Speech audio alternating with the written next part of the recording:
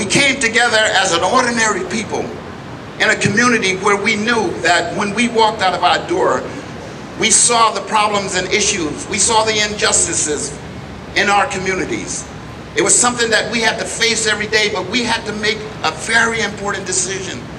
What am I going to do about it? Am I going to be part of the solution, or will I continue to be part of the problem? And I woke up one morning and I said, I want to be part of the solution.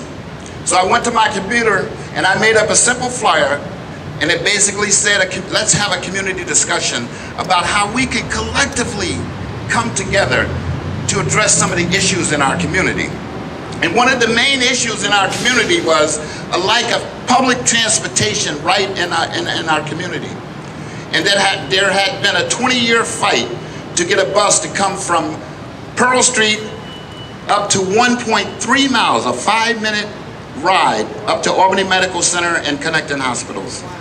For 20 years, CDTA ignored the call. And the village decided to embark on a petition.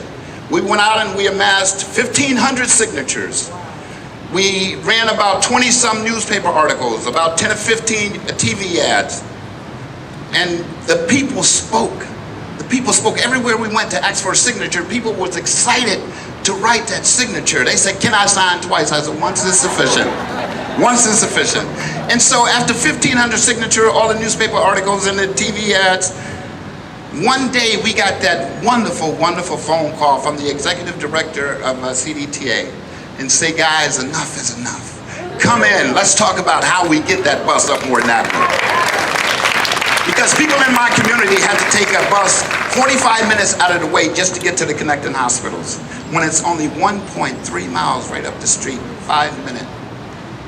But because of the economic depravity in my community, most people couldn't afford a taxi, but people were sick.